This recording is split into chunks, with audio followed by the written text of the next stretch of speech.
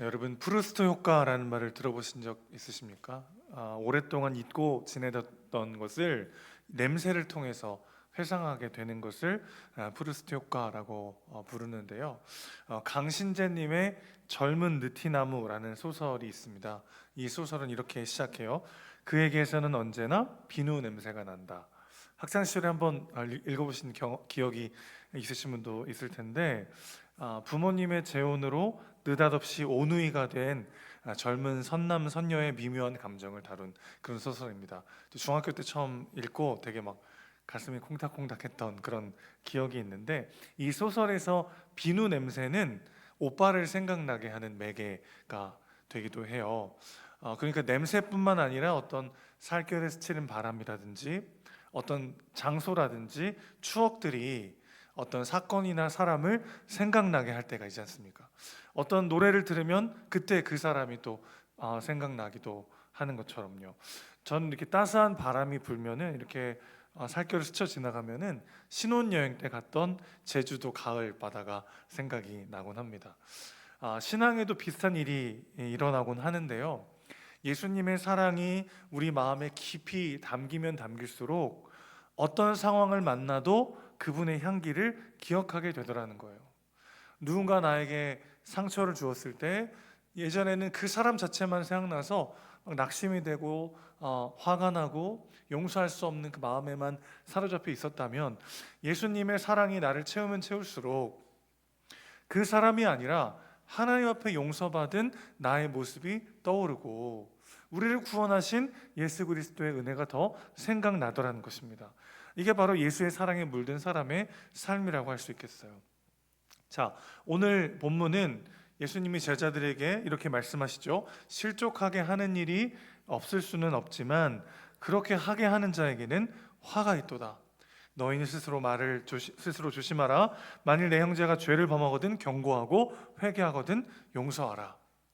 용서라는 주제도 사실은 우리 마음을 무겁게 하는데, 이어서 이렇게 말씀하시죠. 하루에 7번이라도 죄를 짓고 7번 돌아와 회개하거든 용서하라. 이 밤에 참 부담스러운 말씀이에요, 그렇죠? 그런데 이 말씀은 단순한 도덕적 수준의 명령이 아니죠.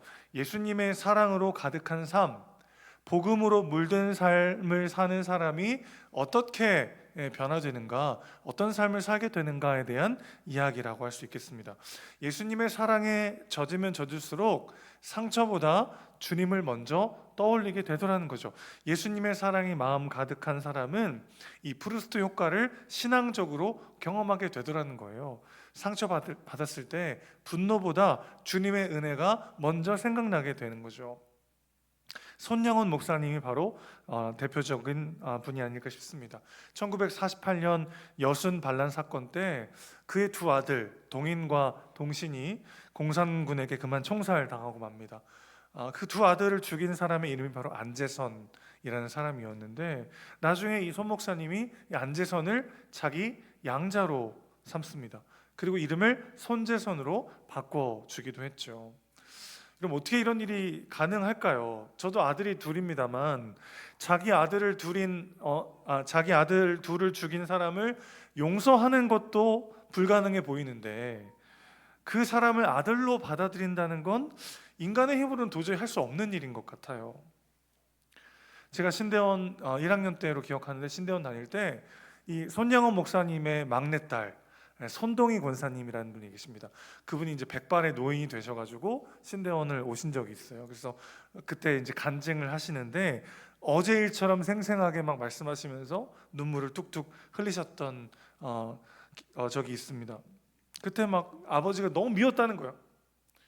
예수를 왜 이렇게 유별나게 믿어야 됩니까, 아버지? 그냥 대충 용서만 하고 끝나면 되지. 그걸 왜 아들로 삼으면 어떡합니까? 그럼 저는 내 오빠를 죽인 그 원수를 오빠라고 불러야 되는 거 아닙니까? 막 울면서 호소했대요. 그때 아버지인 손양호 목사님이 그렇게 말씀하시더란 겁니다. 동희야, 하나님은 원수도 사랑하라고 하셨다. 누가 그걸 몰라요? 너무 잘 알죠? 하지만 그게 잘 안 되는 게 우리의 마음이잖아요. 그런데 듣고 보니까 이런 상황이에요. 손양훈 목사님이 처음 그 사람을 봤을 때는 자기 두 아들이 생각나고 내 아들을 죽인 원수로만 그 사람이 바라봐졌다는 거예요. 그런데 어느덧 어느 순간 그 사람을 볼 때마다 하나님의 아들을 죽이고 대신 살아남은 내가 보이기 시작하더라는 거예요. 그래서 그 아버지의 사랑이 너무 크고 그 은혜가 너무 커서 그 사람을 볼 때마다 하나님의 아들을 죽이고 살아난 내 모습이 생각나서 그를 아들로 삼을 수밖에 없었다는 거죠. 여러분, 그러니까 손양호 목사님의 이 이야기는 한 개인의 어떤 인격적인 탁월함과 어떤 도덕적 수준의 말씀을 잘 지키는 사람의 이야기라기보다는 그 사람의 일생이, 그 사람의 존재가, 그 사람의 온 마음이 얼마나 예수로 물들었는가를 보여주는 장면인 것이죠. 우리는 우리 마음에 가득한 것을 입 밖으로 꺼내게 되어 있어요. 내 생각에 가득한 것대로 우리는 행동하게 되어 있다는 것입니다. 그러니 오늘 우리가 해야 될 것은 또 다른 결단과 노력과 의지를 내는 무언가가 아니라 우리의 마음을 예수의 은혜로 가득 채우는 것이라는 것이죠. 예수의 사랑에 깊이 물든 사람은 고난을 겪을 때 자기를 괴롭히는 사람보다 나를 위해 고난당하신 예수님이 먼저 떠오르더라는 거예요. 그분이 내 죄 때문에 채찍질 당하시고 그분이 내 허물 때문에 십자가에 달리셨음을 기억할 때 원망 대신 감사가 나오고 분노 대신 용서가 흘러나오더라는 것입니다. 여러분, 예수님이 십자가에서 모진 고난을 당하셨다는 것 우리가 다 알잖아요. 근데 그 은혜와 사랑이 언제 뼈에 사무치도록 와닿는지 아십니까? 내가 누군가에게 이유 없이 비난당하거나 그런 대우를 받을 필요가 없는데 막 모욕을 당할 때요. 그럴 때 당장은 화가 나요. 그런데 그 상황을 깊이 묵상해 보면요, 우리를 위해서 침뱉음과 모욕과 멸시와 무시당하셨던 예수 그리스도의 그 십자가가 더 생생하게 다가오는 거죠. 그분이 그런 대우를 받으셨기에 우리가 존귀하고 존귀한 하나님의 자녀가 된 거 아니겠어요? 그분이 침뱉음과 모욕과 뺨 맞음을 왜 당하셔야 합니까? 많은 사람들은 구원했지만 자기는 구원하지 못했구나 조롱하는 그 사람들을 향해서 단번에 못을 빼버리고 그냥 공중 낙하해가지고 봤니? 그러실 수 있는 분 아니에요, 우리 예수님은? 그런데 우리 주님은 자기에게 합당한 대우를 거절하시고 그분이 받을 이유가 없는 모욕과 오해와 비난과 침뱉음을 그저 묵묵히 당하셨죠. 왜죠? 우리에게 존귀의 영광을 씌우시기 위해서죠. 그러니까 우리 안에 예수로 물들면 그 은혜를 기억하고 그 은혜로 채우면 채울수록 어떤 일이 벌어지냐면 누군가가 나를 모욕하거나 이유 없이 비난할 때 그 인간이 나에게 말한 그 말만 생각나는 게 아니고 나를 위해 그보다 더한 모욕과 침뱉음을 당하신 그리스도가 자꾸 생각나는 거죠. 그게 영적 프루스트 효과죠. 원래는 그 인간만 생각났어요. 그 사람의 말만 생각이 났어요. 그런데 내 안에 예수로 가득 채우면 채울수록 그게 뭐가 됩니까? 거울이 돼요, 거울이. 그리스도께서 나를 위해 당하신 고난이 얼마나 깊은가를 떠올리게 함으로 우리는 그 사람을 그 은혜로 덮어버리는 거죠. 하루에 7번이라도 내게 죄를 짓고 7번 돌아와 회개하거든 용서하라. 이런 말씀 들으면 가슴이 답답합니다. 이걸 어떻게, 여러분, 똑같은 잘못을 저지르고 용서를 구하는 사람 하루에 2번만 반복해도 화가 치밀어 오르잖아요.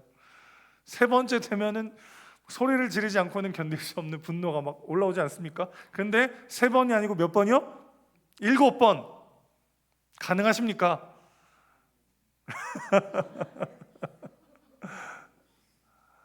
불가능하죠. 여기서 말하는 7번은 단순한 횟수가 아니고 완전수죠, 완전수. 온전히 용서하라는 거예요. 과도한 부담을 짊어주시는 것입니까? 그게 아니죠. 우리를 향한 하나님의 용서, 우리를 향한 하나님의 사랑이 사실은 머리에만 있지 와닿지가 않아요. 그런데 반복해서 똑같은 실수를 저지르는 누군가 앞에서 우리는 똑같은 죄 때문에 무너지고 넘어지는 우리의 모습을 보고 그런 우리를 변함없이 사랑하시고 은혜로 안아주시는 하나님의 은혜를 상기하게 되는 거죠. 여러분 한번 생각해 보십시오. 우리가 무슨 세상에 존재하는 5만 가지 죄를 종류별로 다 지으면서 사는 게 아니더라고요. 우리가 흔들리고 넘어지는 이유가 뭡니까? 항상 그 몇 가지예요. 베스킨라빈스 써리원처럼 뭐 세상에 존재하는 모든 죄를 막 종류별로 골라 짓는 게 아니고, 우리가 흔들리고 넘어지고 낙심하고 죄짓게 되는 항목들을 모아보면요, 항상 그 몇 가지예요. 늘 비슷하고 똑같은 문제 때문에 흔들리고 넘어지는 게 우리예요. 근데 우리 주님은 뭐라고 하십니까? 그런 우리를 지겹다 하지 않으시고, 우리가 다시 돌이켜 주님께 은혜를 구할 때 언제든 처음처럼 우리를 안으시고, 하루에 7번이 아니라 70번씩 70번씩 7번이라도 우리를 안아주시는 분이 우리 주님이시죠. 그러니까 7번씩 회개하고든 용서하라 라는 이 명령은 사실은 어떤 의미예요? 내가 너희를 어떻게 사랑했는지를 기억하라는 거죠. 우리가 주님께 그 용납과 사랑을 받아서 여기 있어요. 그러면 억지로 용서하는 사람이 아니라 그 은혜와 사랑으로 용서하지 않고는 견딜 수 없는 사람으로 바뀌어 가더라는 것이죠. 예수의 사랑이 없는 신앙은 결국 의무만 남습니다. 예수님의 사랑이 내 마음 가운데 메말라가면 신앙은 무거운 의무가 돼요. 그 사람은 신앙의 향기를 잃고 종교적인 냄새만 남기는 거죠. 예수님은 그것을 실족하게 하는 자라고 부르셨습니다.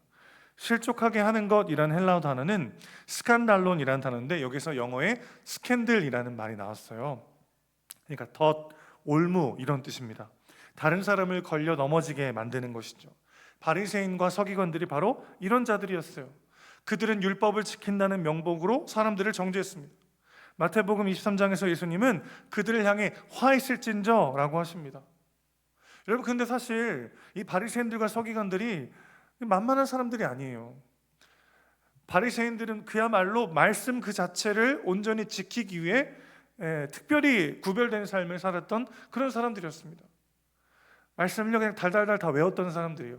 당시에 무슨 뭐 이런 디지털 기기가 있습니까? 종이가 있습니까? 그냥 말씀을 가르치려면요 다 외워야 돼요. 지금이야 뭐 이렇게 제가 설교를 할 때도 이렇게 적어놓고 보면서 하죠. 그때 말씀을 가르칠 때 그런 게 어디 있어요? 제가 다 외워야 돼요. 외워야 돼. 구약 전체를 그냥 다 달달달 외웠던 사람들이에요. 그래서 그게 삶에 구체적으로 어디까지가 율법이 허용하고 허용하지 않는지를 적용하고 규칙을 정해서 사람들을 가르쳤던, 말씀에 너무나 탁월했던 사람들이 바리새인들이란 말이죠. 서기관들은 어떻습니까? 지금처럼 종이가 흔치 않아서 양피지 같은 데다가 성경을 필사해야 됐던 그 시대예요. 그럼 계속 늘 그 사람들은 하는 일이 성경을 필사하는 거예요. 그러다가 성경을 막 필사하다가 여호와라는 이름이 나오면 펜을 내려놓고 가서 목욕 재개하고 다시 와서 또 필사를 합니다. 그렇게 말씀에 신실하게 붙어있던 사람들이에요. 그런데 그들의 신앙에는 감격이 없었어요. 행위는 있었는데 사랑이 없었어요. 그들의 종교는 짐이 되었고 하나님께 나아가려는 자들을 오히려 막아버렸습니다. 신앙의 본질은 사랑인데 사랑이 빠지니까 신앙이 언제나 폭력이 되어버려요. 하나님을 향한 감격이 사라지면 신앙은 형식으로 변하더라는 것입니다. 그리고 형식은 곧 의무가 되죠. 해야 하니까 하는 신앙, 남들이 보니까 하는 봉사, 죄책감 때문에 드리는 예배, 그 속에는 기쁨이 없어요. 하나님은 우리에게 그런 신앙을 원하지 않으십니다. 연자맷돌을 메고 바다에 빠지는 게 낫다, 이 말은 어떤 의미냐면, 당시에 연자맷돌은요 이 당나귀가 돌리는 큰 맷돌이에요. 엄청 커요. 매우 무겁고 거대했습니다. 수영을 아무리 잘해도 연자맷돌을 목에 메고 바다에 빠지면 아무도 살 수가 없어요. 박태환도 못 살아와요. 인간이 아무리 선행을 쌓아도 하나님을 만족시킬 만큼의 선을 행할 수는 없어요. 오직 하나님의 은혜로만 구원받을 수 있어요. 이 구원의 감격으로 인해 하나님을 위해 살지 않고는 견딜 수 없는 마음을 갖게 되더라는 거죠. 차라리 그 연자맷돌이 목에 매어 바다에 던지는 것이 낫다라는 이 말씀은 사랑 없는 신앙, 은혜 없는 율법주의가 얼마나 위험한지를 보여주는 표현인 것이죠. 사랑이 빠진 종교는 무겁습니다. 그러나 사랑이 있는 신앙은 가벼워요. 예수의 사랑에 물든 사람은 주님을 향한 감사 때문에 움직입니다. 해야 해서가 아니라 하지 않고는 견딜 수 없어서 살아가는 것, 그것이 바로 은혜로 사는 사람들의 특징인 것이죠. 우리가 그리스도의 은혜를 기억하고 그 은혜와 사랑으로 나를 채웠을 때 그 사랑이 우리를 움직이게 하더라는 것이죠. 이번 주에 저희 부모님이 칠순이셔가지고 제가 제주도는 못 보내드리고 제부도라도 보내드리려고 오셔가지고 인천 쪽을 이제 다녀왔거든요. 이제 여행을 마치고 부모님 이제 보내드리면서 제 마음이 여러 가지 막 복잡한 마음이 있더라고요. 그래서 더 못해드려서 죄송한 마음, 또 어머니가 주신 사랑을 알기 때문에 막 너무 이제 애틋하고 미안하고 고맙고 막 온갖 감정들이 막 있어서 이제 그 재밌게 잘 놀고는 마지막 인사할 때 저도 울고 어머니도 울고 막 그랬어요. 근데 제법 많이 저희가 올해가 실순이신 걸 알고 이제 저희 나름 돈을 많이 모아서 많이 썼거든요. 근데 내가 얼마나 많이 썼는지는 1도 생각이 안 나더라고요.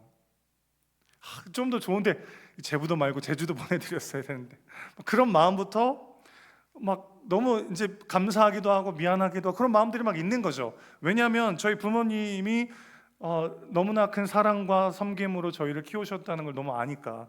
특별히 저희 어머니랑 아버지랑 포옹할 때는 쿨하게 보내드렸고 보실 텐데 이거 어머니랑 포옹할 때는 막 눈물이 나는 거예요. 어머니가 이제 저희 부모님이 아버지도 같이 저희 부모님이 저희를 얼마나 극진히 사랑하시고 섬겨주셨다는 사실이 너무 기억이 나니까. 근데 여러분 신기한 경험을 했어요. 머리로는 잘 기억이 안 나요. 어린 시절에 얼마나 우리를 뭐 사랑 잘 기억 안 나는데 어머니를 와락 껴안는데요, 몸이 기억하고 있더라고요. 몸이 어머니가 얼마나 사랑해 주셨고 그 힘들고 어려운 상황 속에서도 얼마나 애틋하게 헌신해 주셨고 사랑해 주셨는지가 기억이 나요. 몸이 기억해요.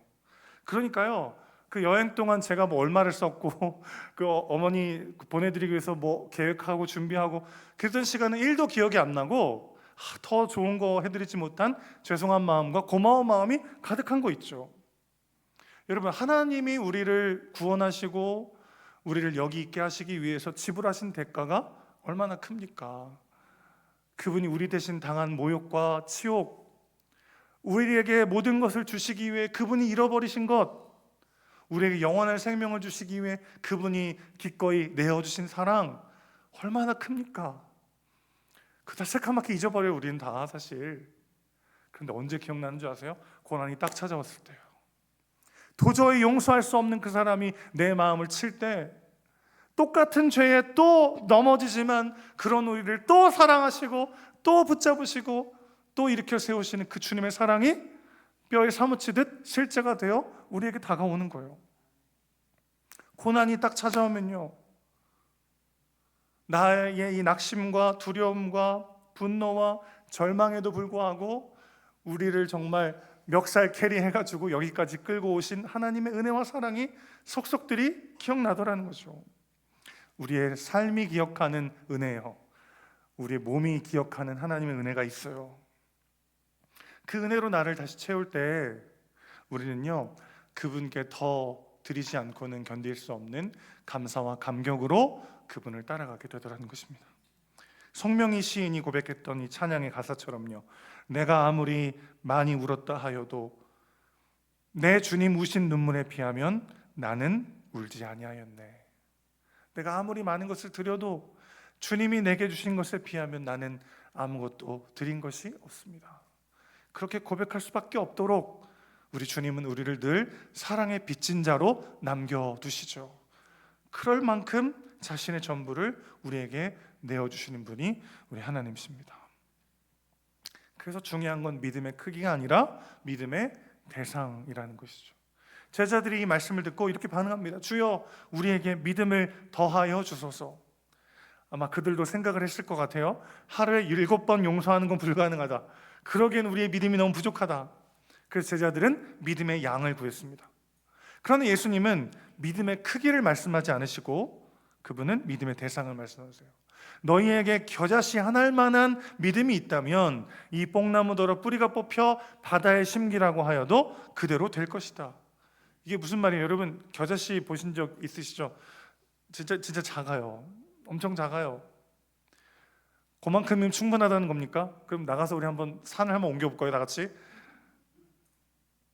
예수님이 말씀하시는 건 뭐예요? 믿음의 크기가 아니라 믿음의 대상이 중요하다는 거예요. 믿음은 자기 확신이 아니에요.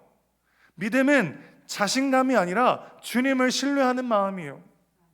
세상은 말하죠. 너 자신을 믿으라고, 너 자신을 증명하라고. 그러나 복음은 말합니다. 너 자신이 아니라 예수 그리스도를 믿으라고요. 우리의 믿음이 크지 않아도 돼요. 중요한 것은 그 믿음이 누구를 향하고 있는가이죠. 겨자씨는 정말 작습니다. 그러나 살아있어요. 작아도 생명이 있으면 자라납니다. 우리 믿음도 그렇습니다. 내 믿음이 작고 연약해도 그 믿음이 살아계신 주님을 향하고 있다면 그 믿음은 자라날 수밖에 없다는 거예요. 그리고 자라는 믿음은 결국 산을 옮긴다는 것이죠. 믿음이 나를 옮기고 우리의 관계를 옮기고 우리의 삶의 방향을 옮기고 말 것입니다. 예수님의 사랑은 향기와 같아요. 그분을 깊이 사랑하면 그 향기가 우리의 삶에 깊이 배이기 시작합니다. 그래서 누군가 나를 힘들게 해도 그 사람보다 예수님이 먼저 생각이 나는 거예요. 내게 상처를 준 환경보다 나를 위해 십자가를 지신 주님이 먼저 떠오르는 거죠. 그분의 사랑에 물든 사람은 그래서 그분을 보며 용서할 수 있는 거죠. 억지로가 아니라 은혜로. 내가 그 사람 때문에 당한 손해가 항상 주님께서 나에게 주신 은혜가 더 크기 때문에, 손해본 것이 없는 인생으로, 버릴 것이 없는 삶으로, 잃어버린 것이 없는 존재로 우리를 늘 항상 그렇게 사랑의 빚진 자로 남겨두시기 때문에, 그러기까지 자신의 모든 것을 우리에게 주신 분이 우리 주님이시기 때문에 그분을 기억할 때 우리는 오늘 더 순종하며 나아갈 수 있게 되는 것이죠.